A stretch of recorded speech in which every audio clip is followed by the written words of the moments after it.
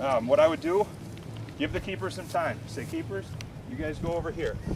What you can start having the keepers do, just start working their hands. Just go ahead and pick up the ball. And all you're doing, just rolling it back and forth. So if you actually got the luxury of having multiple coaches, best thing to do is, okay, coach one, you take the team. Coach two, you're gonna go over here with the keepers. So just get their hands moving a little bit. You know, all the gloves that we're using are actually decent looking gloves. So one of the things that I always try to do is work both with and without the gloves on these. You know, if it's a nice warm day or whatnot. But one thing that you want to try to do, try to eliminate this. Okay, if you can hear the hands bouncing back and forth, you need to try to focus and get the kids working on soft hands. So that way when the ball comes in here, I'm absorbing with it. I used to be able to use the reference of Mighty Ducks, the movie, but nobody's ever seen that anymore. We've all seen it, but the kids haven't really seen it. I always reference that egg scene.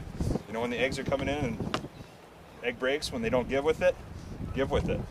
So then you can kind of challenge them, start to go around the horn a little bit. Again, the same thing. Try to stay silent as possible. I know we all got big hands, so the kids are going to have smaller hands, so this might be a little bit more difficult, but they're also using size 4 balls. These are all size 5, so it's all relative. And then challenge them a little bit more, going around the legs. And this is a good stretching opportunity too. You can keep the legs straight and then just kind of stretch out by leaning over the leg. Out over here. Maybe do a crazy 8 or figure 8. Have you basketball coaches know what this one is.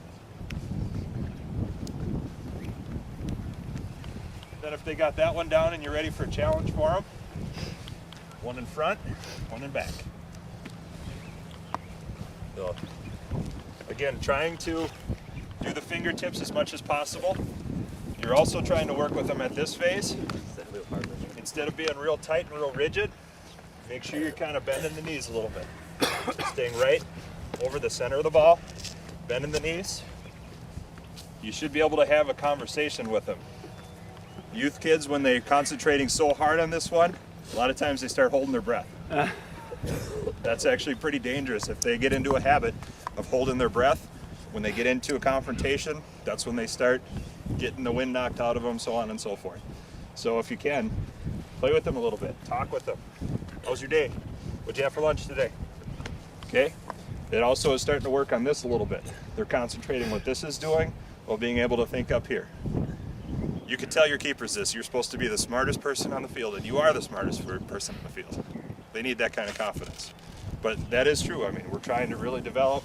They got to be able to multitask. They got to be able to figure out where the ball's at, start reading the game, especially at the older age brackets. You know, Dave, your girls, getting into your girls as well, they have to really be able to. You know, Pat, on the boys 14, that's kind of a standpoint too, where they're really starting to have to direct the entire field. So as much as you can kind of get them to be able to talk and do multiple things at the same time, it really is helpful. All right, so a couple other ones. This is always a fun one. You start behind. I call it the hula. Ooh. Go here.